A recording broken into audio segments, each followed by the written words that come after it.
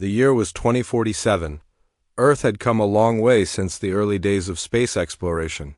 Technology had advanced at an incredible pace, but humanity still carried its old baggage: political divisions, environmental struggles, and endless debates about what the future should look like. Despite all this, people were hopeful. For decades, scientists had been scanning the skies, wondering if they'd ever find proof that life existed beyond their pale blue dot. That hope turned into reality one fateful morning when a massive object descended from the heavens. It wasn't just any object, it was a spaceship, sleek and metallic, glinting in the sunlight as it hovered above the Pacific Ocean.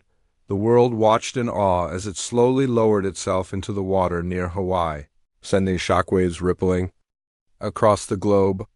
News channels interrupted regular programming within seconds.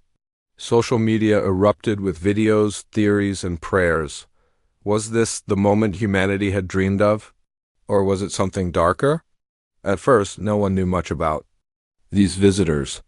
They called themselves the Verne, a name that sounded strange yet oddly beautiful to human ears. Their appearance only added to the mystery. Standing over 7 feet tall, their bodies shimmered with a silvery sheen, almost as if they were made of liquid metal. Their eyes glowed faintly, giving them an otherworldly aura. Some found them mesmerizing. Others felt uneasy around them. But everyone agreed on one thing: they weren't here by accident. Leading the charge for humanity was Dr. Elena Vega, a brilliant astrophysicist known for her sharp mind and calm demeanor. She had spent years studying the possibility of extraterrestrial life, so when the call came to represent Earth in talks with the Verne, she didn't hesitate. Her role was clear: figure out why they were here and whether they could be trusted. Joining her was a seasoned soldier who went by Captain Kane. Unlike Vega, he wasn't convinced the aliens had peaceful intentions. His job was to ensure humanity stayed safe, even if it meant taking drastic measures. Their first meeting with the Verne took place aboard a floating platform near the alien ship. The air buzzed with tension as representatives from various nations gathered, each trying to mask their nerves behind stiff smiles and formal handshakes. When the Verne finally arrived, stepping out of their craft like beings from another dimension, the crowd fell silent. They moved gracefully, their every step deliberate, as though they were performing some ancient ritual. Through translators built into their suits, the Verne spoke in a voice that resonated deep within the chest. "We are here to elevate your kind," they said, their words echoing across the platform. "Your species stands on the brink of greatness, but you lack the tools to achieve it. We offer knowledge, resources, and guidance. Together we can reshape your world." The announcement sent shockwaves through the assembly. Governments scrambled to process the implications. If the Verne were telling the truth, this could mean the end of poverty, disease, and war. But there was something unsettling about their tone: calm, almost too perfect, as though they were reciting lines from a script. And then there was the matter of their choice of words. Elevate sounded positive, but it also implied control. Who decided what greatness looked like? Did the Verne truly understand humanity's complexities, or did they see humans as mere pawns in some grand cosmic game? Dr. Vega couldn't shake off the feeling that something wasn't right. As the meetings progressed, she noticed subtle inconsistencies in how the Verne communicated. Certain phrases seemed deliberately vague, while others hinted at hidden agendas. For instance, when asked about their home planet, the Verne simply replied, "It is irrelevant." When pressed further, they changed the subject entirely, redirecting the conversation back to their supposed gifts for humanity. Captain Kane shared Vega's unease, though his concerns stemmed more from instinct than intellect. He had seen enough wars in his lifetime to know that trust wasn't given freely, it had to be earned. And these aliens, with their shiny exteriors and cryptic promises, hadn't done anything to earn it yet. Still, orders were orders, and for now, diplomacy remained the priority. Back at headquarters, Vega pored over recordings of the meetings, searching for clues. Late one night, after hours of analysis, she stumbled upon something peculiar. A single phrase repeated multiple times during the negotiations stood out: Harmony through unity. At face value, it sounded noble, but when cross-referenced with linguistic patterns observed in previous encounters, it revealed a disturbing undertone. The same phrase had been used in historical accounts of forced assimilation, when stronger groups imposed their will on weaker ones under the guise of progress. Viga's heart sank. Could the Verne's arrival really be a Trojan horse? Were they planning to strip humanity of its autonomy in the name of elevation? She needed more evidence before raising alarms, but time was running out. Already, nations were rushing to implement the Verne's designs for new energy systems, eager to reap the promised benefits. Factories churned out prototypes and cities, prepared to integrate the technology into their grids. As days turned into weeks, strange occurrences began cropping up worldwide. Power plants experienced inexplicable surges, causing blackouts in major cities. Reports trickled in of people experiencing vivid nightmares after coming into contact with the new devices. Some claimed to hear whispers in languages they didn't recognize. Others reported seeing shadowy figures lurking in the corners of their vision. While most dismissed these incidents as coincidences or stress-induced hallucinations, Viga couldn't ignore the growing pattern. Her suspicions reached a tipping point during a private briefing with Kane, handing him a folder filled with her findings. She explained her theory. The Verne weren't just offering technology, they were embedding it with something else. Something designed to manipulate or monitor humanity. If we don't act soon, she warned, we might lose control of our own destiny. Kane listened intently, his jaw tightening with each word. Though reluctant to abandon diplomacy outright, he agreed that caution was necessary. Together they devised a plan to dig deeper to uncover the truth behind the Verne's intentions before it was too late. Little did they know their actions would set off a chain reaction that would change the course of history forever. The days following the Verne's arrival were a whirlwind of excitement, confusion, and fear. Humanity had never faced anything like this before. The aliens promised gifts that could change the world, clean energy systems, advanced medical solutions, and technology beyond human comprehension. Governments raced to adopt their designs, eager to solve problems that had plagued Earth for centuries. But as the shiny new machines rolled out across cities and towns, cracks began to show. Dr. Viga couldn't shake the feeling that something was off. She spent countless hours analyzing the Verne's blueprints, poring over every detail until her eyes burned from exhaustion. What she found chilled her to the bone. Hidden within the intricate schematics were patterns she didn't recognize, strange circuits and symbols that didn't match any known engineering principles. It wasn't just advanced, it was alien in ways she couldn't fully grasp. And then there was the language barrier.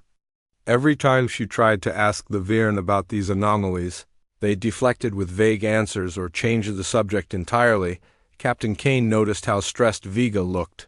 He'd always been skeptical of the aliens, but now he saw genuine worry in her eyes. One evening, after another long day of meetings, he approached her in the makeshift command center where they worked. "You're not sleeping," he said bluntly.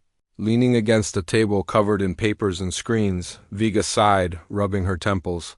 "How can I sleep when I'm staring at something I don't understand? These designs, they're amazing. Sure, but they're also wrong, like they're hiding something." Kane frowned. "Hiding what?" "I don't know yet," she admitted. "But whatever it is, it's big. And if we don't figure it out soon."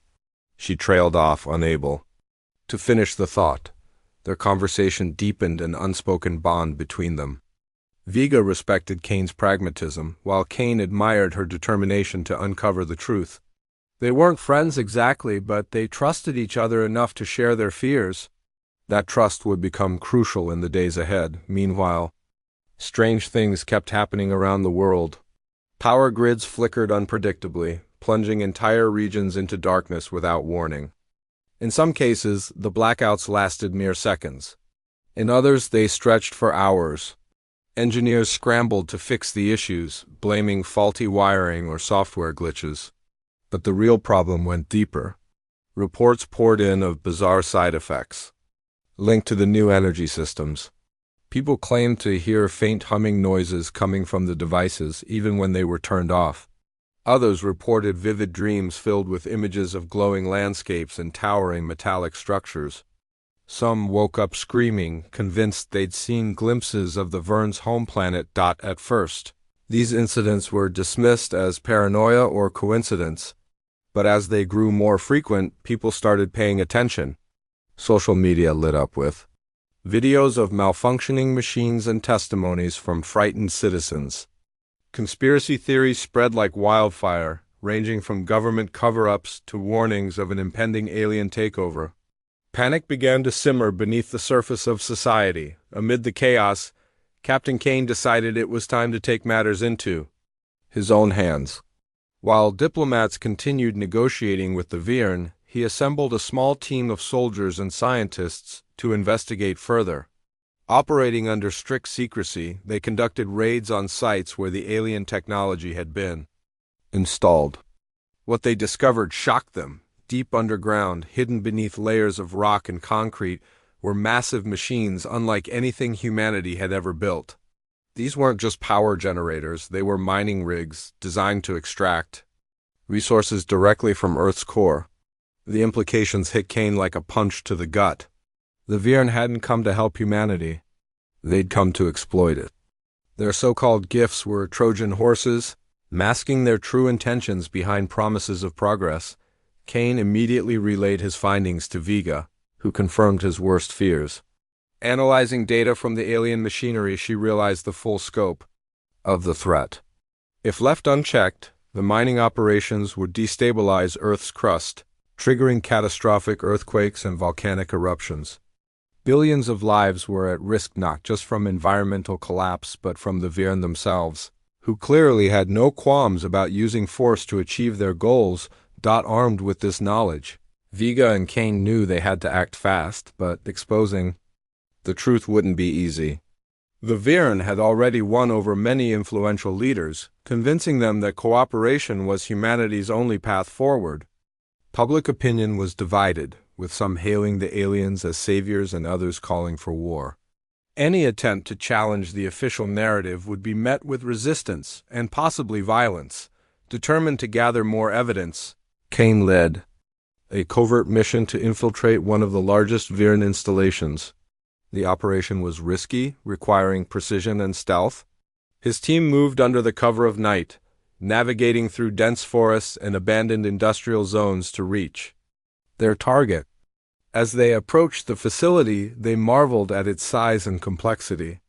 Towering spires of metal glinted in the moonlight, surrounded by a maze of pipelines and cables. It looked less like a factory and more like a fortress. Inside, the scene was even stranger. Rows of alien drones patrolled the corridors, their movements eerily silent. Panels of glowing symbols lined the walls, pulsating with light in syncopated rhythms. Kane's team split up, gathering samples and recording everything they saw. At one point, Vega herself joined the mission remotely, guiding them through the labyrinth using hacked surveillance feeds. Her voice crackled over their earpieces, calm but urgent. "Keep moving. You've got maybe 10 minutes before they detect you." Despite their precautions, things quickly went south. A security drone spotted them during a routine sweep, raising alarms throughout the facility. Lights flashed red and mechanical voices blared warnings in an incomprehensible language. Kane ordered his team to retreat, but not before planting explosives near the central control hub. The resulting explosion crippled part of the installation, buying humanity some much-needed time, but it also alerted the Vern to their presence, back at headquarters. Vega and Kane reviewed the footage and data collected during the raid. The evidence was damning. Not only were the Vern mining Earth's core, but they were also experimenting on humans.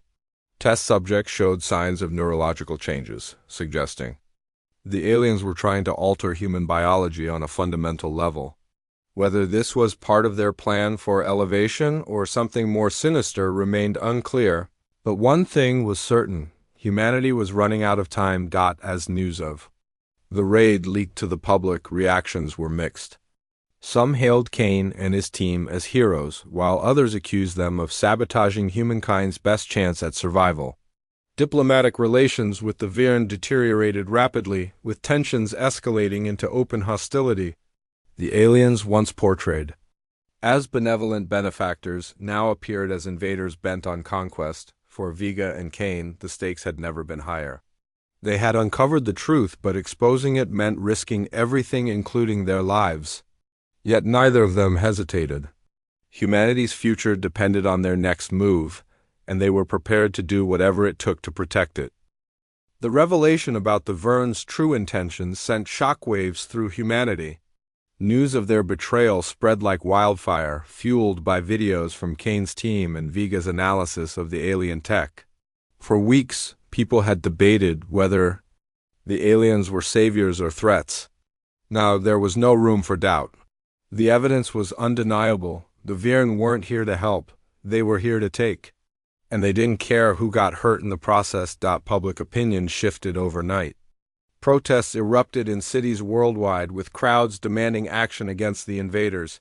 "We won't be slaves," became a rallying cry, spray-painted on walls and chanted in streets. Governments, once eager to cooperate with the Virn, now scrambled to respond. Some declared war outright, mobilizing troops and stockpiling weapons. Others tried to negotiate, hoping to salvage peace before it was too late, but the Virn weren't interested in talks anymore. Their patience had run out. Captain Kane found himself at the center of the resistance. After the raid on the alien facility, his name became synonymous with defiance. People saw him as a symbol of hope, a soldier willing to stand up when others hesitated. He didn't ask for the role, but he couldn't ignore the responsibility either. Humanity needed leaders, and someone had to step up. So Kane did what he always did. He prepared for battle. Dr. Vega, meanwhile, wrestled with her own demons. She had spent years studying the stars, dreaming of the day humanity would meet intelligent life beyond Earth. That dream had turned into a nightmare. The Vern's deception cut deep, not just because of its scale, but because it shattered her faith in the idea that advanced civilizations would naturally be benevolent. Now, she poured all her energy into decoding the alien technology, searching for weaknesses humanity could exploit. Her lab became a fortress of monitors, wires, and half-empty coffee cups. Sleep was a luxury she couldn't afford. Their partnership grew stronger under pressure. Vega provided the brains, analyzing data and devising strategies. Kane handled the brawn, leading operations and keeping morale high among the fighters. They balanced each other perfectly, even if neither would admit it. Deep down, they both knew this fight wasn't just about survival. It was about proving that humanity still had a say in its own destiny. As tensions escalated, the Virn struck back with devastating force. Orbital weapons fired from their massive mothership, targeting cities across the globe.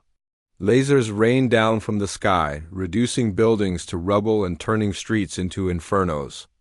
Automated drones swarmed urban areas, hunting survivors and silencing dissent. The death toll climbed into the millions within days. Entire nations fell silent, their populations wiped out or driven underground, but humanity refused to go quietly. Resistance groups sprang up everywhere, united by a shared determination to fight back. Ordinary citizens joined forces with soldiers, scientists, and engineers to form makeshift armies.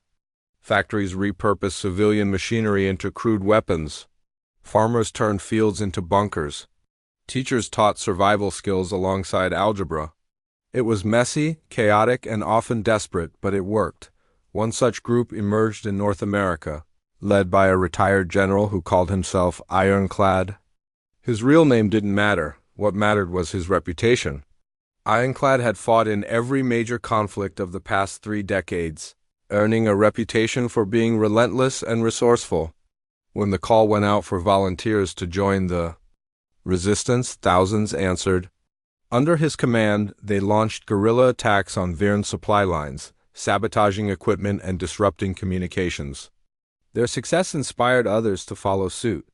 Kane admired Ironclad's tactics but knew they wouldn't be enough. The Vern's technology was far superior, and their numbers seemed endless. To win, humanity needed more than courage, they needed a plan. That's where Vega came in. After weeks of sleepless nights, Vega made a breakthrough. Buried deep within the alien code was a vulnerability. The Virn relied on a centralized network to coordinate their machines. If that network could be disrupted, their entire operation might collapse. It was a long shot, but it was the best chance they had. Vega presented her findings to Kane, explaining how the virus could overload the system, causing cascading failures across the Virn's infrastructure. "It's risky," she warned, pacing back and forth in the dimly lit command center. "If we fail, they'll know we're onto them. They'll tighten security and we'll lose our advantage." Kane nodded, absorbing the weight of her words. "And if we succeed?" "We cripple them," Vega said, her voice steady despite the exhaustion etched on her face. "It won't destroy them completely, but it'll buy us time." "Maybe enough to turn the tide?" With no other options left, Kane gave the order to proceed. The mission codenamed Operation Blackout would require precision, teamwork, and sheer guts. A small team would infiltrate a heavily guarded Virn outpost housing part of the network hub. Once inside, they'd upload the virus and escape before the system collapsed. Simple in theory, nearly impossible in practice. Kane volunteered to lead the mission himself. He argued that his experience made him the best choice, though everyone knew it was personal for him. Too many lives had been lost already. He wasn't going to let anyone else die if he could help it. Vega insisted on joining the team remotely, guiding them through the facility using hack surveillance feeds. "I'm not sitting this one out," she said firmly when Kane tried to dissuade her. "This is my work. I need to see it through." The night of the operation arrived faster than anyone expected. The team geared up in silence, checking weapons, and reviewing plans one last time. Outside, the world felt eerily quiet, as though holding its breath. The air smelled of smoke and ash, remnants of the Virn's earlier attacks. As they approached the outpost, nerves ran high. One wrong move, and they'd all be dead. Inside, the facility buzzed with activity. Alien drones patrolled the halls, their glowing eyes scanning for intruders. Panels of cryptic symbols lined the walls, pulsating with light. The team moved quickly, sticking to the shadows and avoiding detection. Vega's voice crackled over their earpieces, calm but urgent. "You're clear ahead. Take the next corridor to your left." Reaching the control room was only half the battle. Uploading the virus required bypassing layers of alien encryption, a task that tested even Vega's expertise. Sweat dripped down her forehead as she worked furiously, fingers flying over the keyboard. Minutes felt like hours.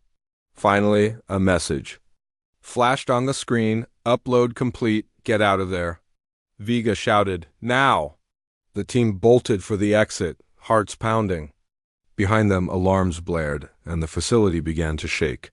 The virus was working too well. Lights flickered, machines sputtered, and drones froze mid-motion, but escaping wouldn't be easy. Reinforcements poured into the building, cutting off their route.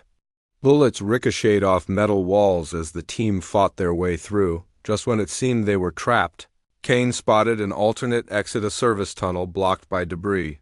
"Follow me," he yelled, blasting through the rubble with explosives. One by one, the team crawled through the narrow passage, emerging into the cold night air. Behind them, the facility imploded in a shower of sparks and smoke. Operation Blackout was a success, but at a cost. 2 members of the team hadn't made it out alive. Back at base, the mood was somber. Celebrations would have to wait.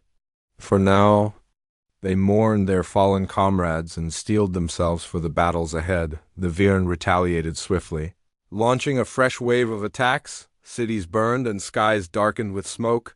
Yet amidst the devastation, something remarkable happened. Humanity rallied like never before. Strangers helped strangers. Families rebuilt homes together. Even those who had doubted the resistance joined the fight, realizing they had no other choice. For Vega and Kane, the mission reinforced a truth they both knew deep down: humanity's strength lay not in its technology or resources, but in its spirit. Broken and battered though it was, that spirit refused to break. And as long as it endured, the fight wasn't over. The success of Operation Blackout gave humanity a glimmer of hope, but it came at a steep price. The Virn were no longer just mining Earth's core or experimenting with alien tech, they were angry. Their response was swift and merciless. Cities that had survived earlier attacks now faced annihilation. Massive orbital beams tore through the atmosphere, reducing entire neighborhoods to ash. Swarms of drones patrolled the skies, their glowing eyes scanning for any sign of resistance. It felt like the aliens were trying to erase humanity from existence, but humans weren't ready to give up. If anything, the brutality of the Vern's retaliation only strengthened their resolve. Resistance fighters dug in deeper, turning abandoned buildings into fortresses and underground tunnels into command centers.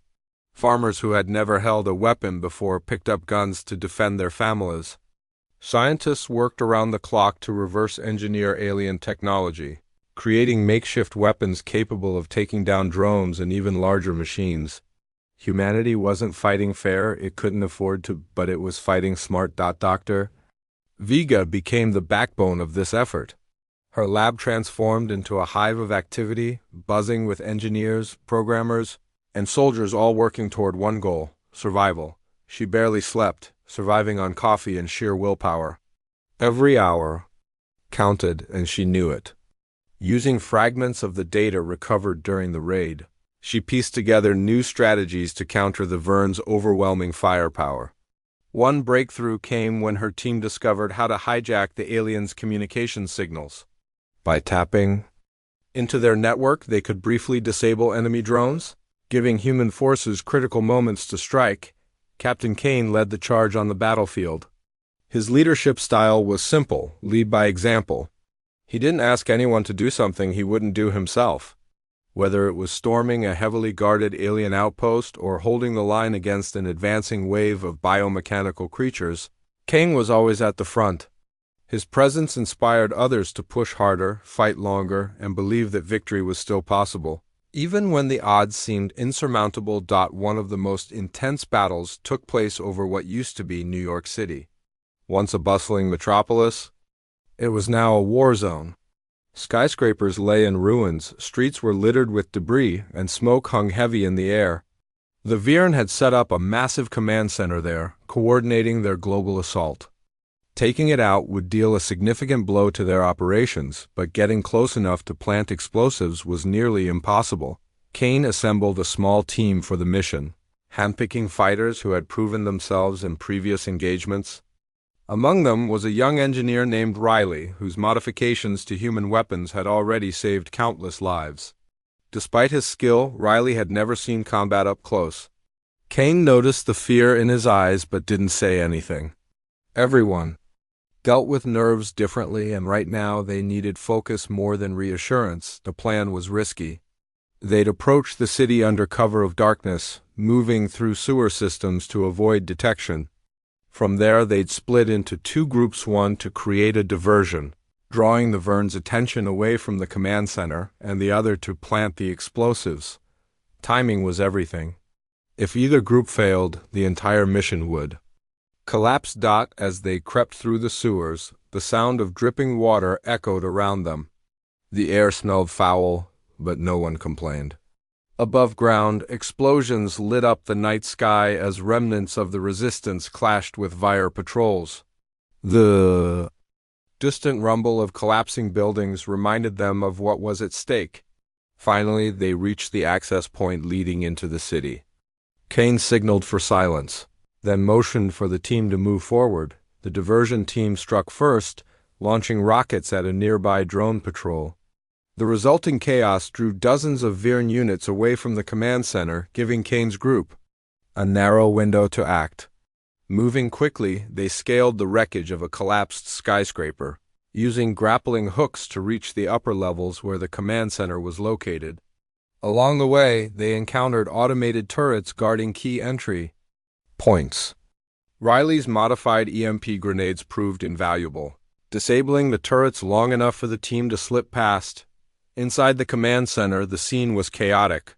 Alien operators scurried between consoles, their glowing forms casting eerie shadows on the walls.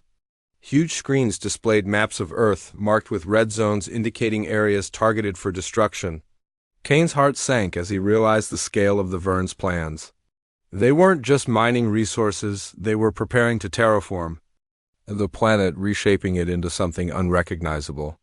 Billions would die in the process. Plant the charges, Kane whispered, his voice tight with urgency. The team moved silently, placing explosives at strategic points throughout the facility. As they worked, Riley hesitated, staring at one of the screens. "What happens if we fail?"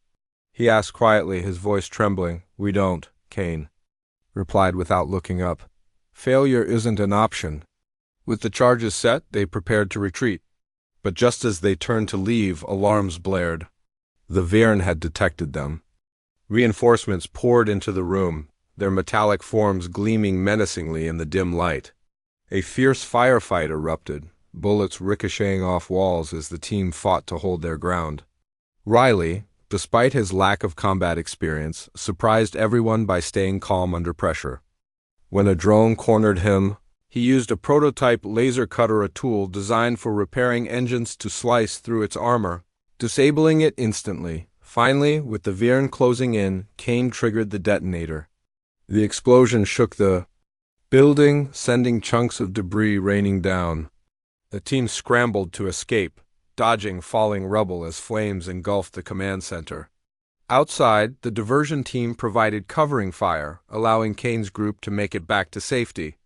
Behind them, the Viren stronghold crumbled into ruin, its screens flickering and going dark. The victory was short-lived.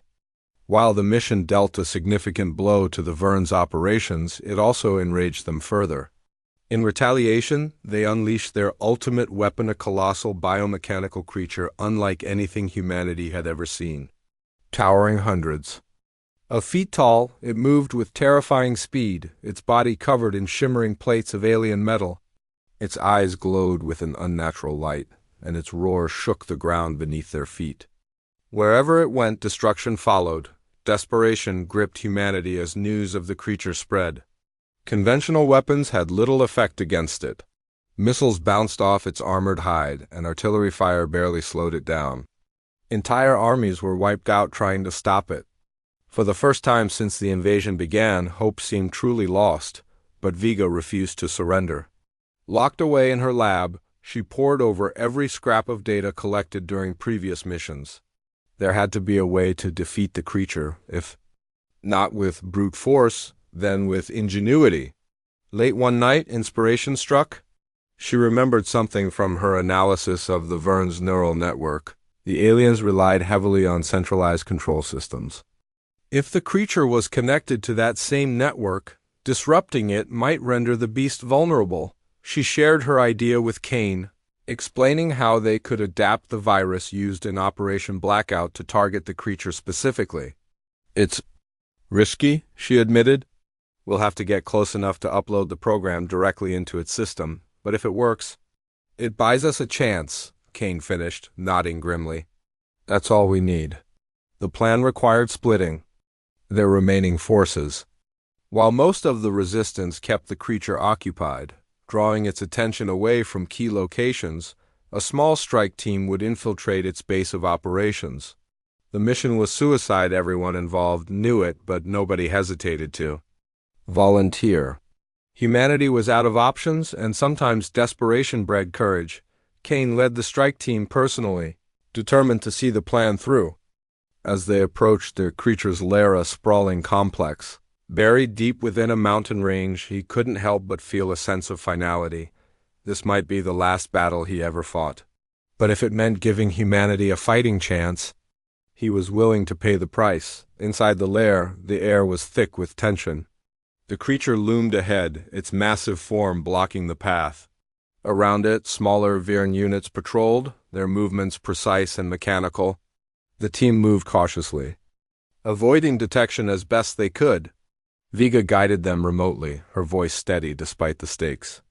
"You're almost there," she said, "just a little farther." Reaching the control panel was the hardest part. Surrounded by enemies, the team fought tooth and nail to hold their position while Kane uploaded the virus. Seconds stretched into eternity as the program ran, lines of code flashing across the screen. Then, finally, a message appeared: "Upload complete." The creature roared in agony as the virus took effect, its systems beginning to fail. Its movements grew erratic, limbs twitching uncontrollably. With one final, deafening cry, it collapsed, shaking the ground as it fell. For a moment there was silence. Then cheers erupted from the resistance fighters watching from afar. Against all odds, they had done it, but the celebration was brief. The Virn weren't defeated, yet not completely. Though the creature was gone, their fleet still orbited Earth, waiting to strike again. Humanity had won a battle, but the war was far from over. Back at base, Vega and Kane stood side by side, watching footage of the fallen creature. Exhaustion weighed heavily on both of them, but there was also a spark of determination. They had come too far to quit now.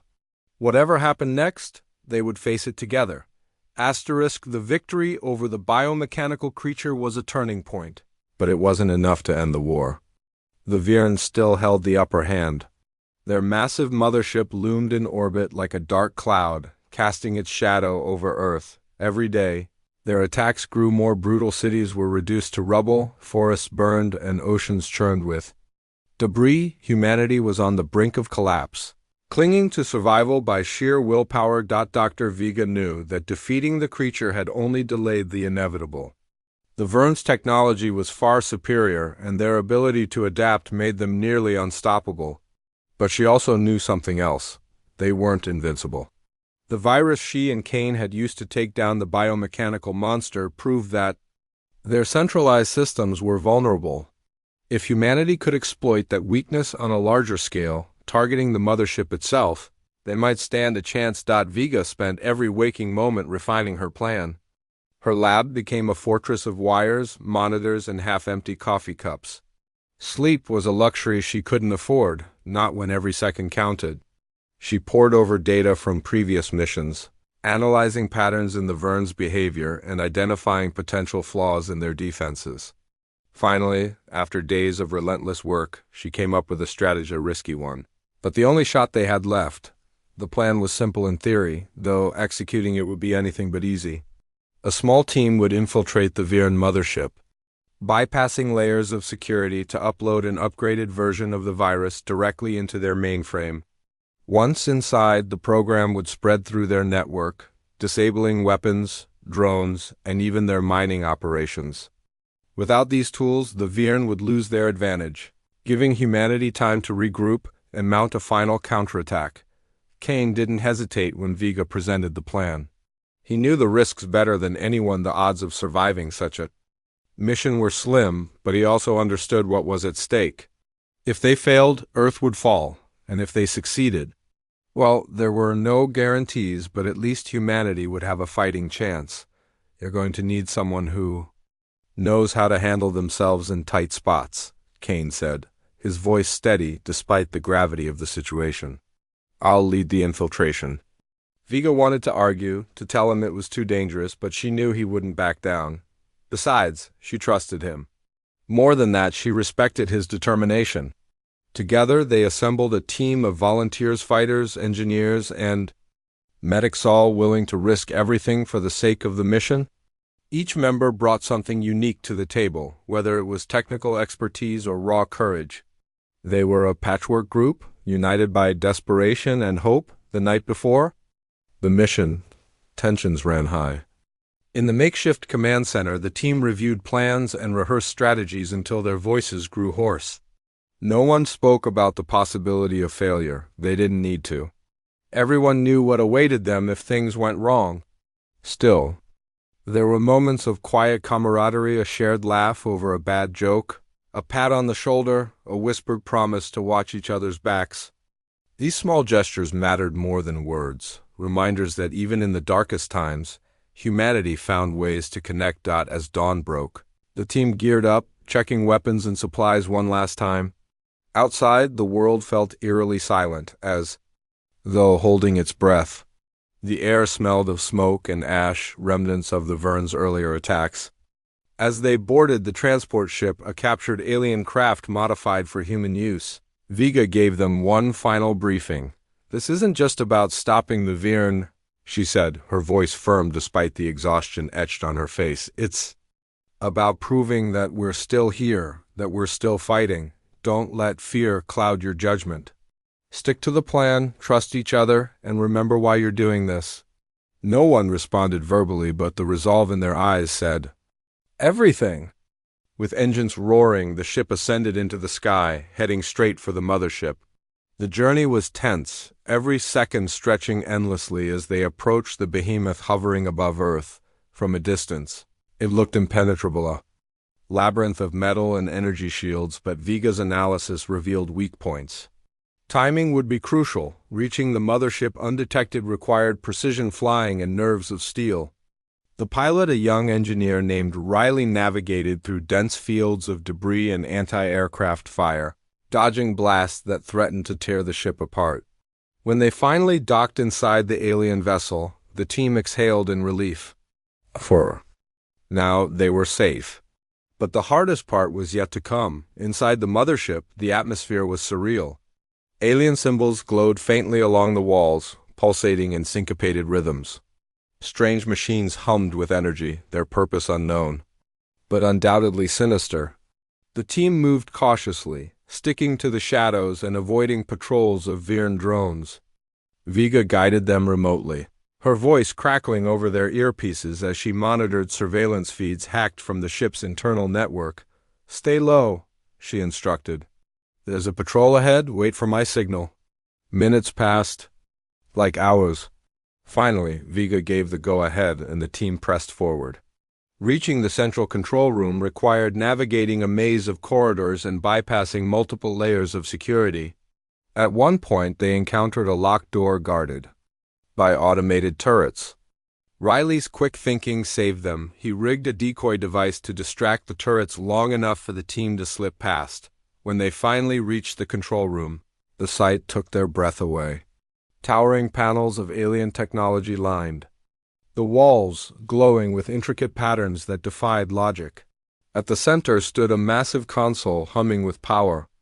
This was at the heart of the Vern's operation. Kane took charge, directing the team to set up equipment while he uploaded the virus. His hands moved quickly, fingers flying across the keyboard as lines of code flashed on the screen. Sweat dripped down his forehead, but he didn't stop.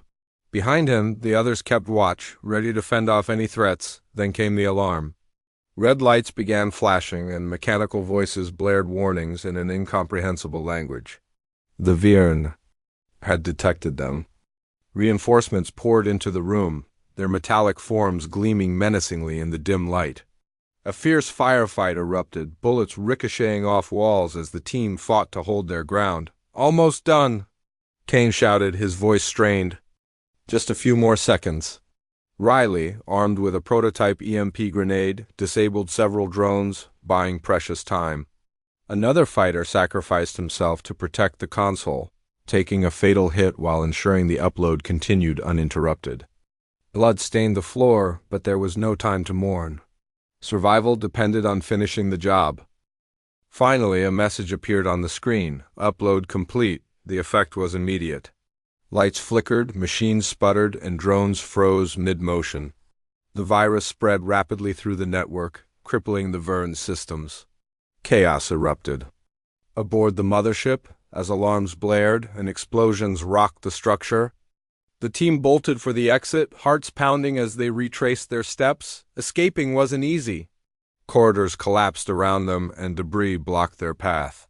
At one point, Kane spotted an alternate route, a narrow service tunnel leading to the docking bay. "Follow me," he yelled, blasting through the rubble with explosives. One by one, the team crawled through the passage. Emerging into the cold emptiness of space, their transport ship waited where they'd left it. Engines idling, Riley jumped into the pilot's seat, punching buttons frantically as the team piled in. Behind them, the mothership imploded in a spectacular display of light and fire, its destruction marking the beginning of the end for the Viren. Back on Earth, the news spread quickly. Screens flickered back to life and skies cleared as the aliens' orbital weapons fell silent. For the first time in months, people dared to step outside, looking up at the stars with renewed hope. Cheers erupted in cities and towns, echoing through streets once filled with despair, but the cost had been immense. Billions had died, and much of the planet lay in ruins. Recovery would take years, maybe decades. Yet amidst the devastation, there was resilience. Humans began rebuilding not just homes and cities, but trust and unity. Strangers helped strangers. Families came together. Scientists worked tirelessly to repair the damage caused by the Verne's mining operations, determined to heal the planet they called home. For Vega and Kane, the aftermath was bittersweet. They had accomplished the impossible, but the scars of war ran deep. Sitting side by side in the remains of Vega's lab, they reflected on everything they'd been through. Neither spoke for a long time, content to simply sit in silence. "We did it," Vega finally said, her voice soft but steady. "Against all odds, we won." Kane nodded, staring out at the horizon. "Yeah, but winning doesn't mean forgetting. We owe it to everyone who didn't make it to keep moving forward to build something better." And so they did. Together, they led efforts to rebuild, using lessons learned from the invasion to create a brighter future. The Verne's arrival had been Earth's greatest challenge, but it had also been its greatest teacher. Humanity had faced extinction and emerged stronger not because of alien gifts, but because of its own spirit. In the end, the Verne's greatest mistake wasn't underestimating humanity's strength. It was underestimating its heart.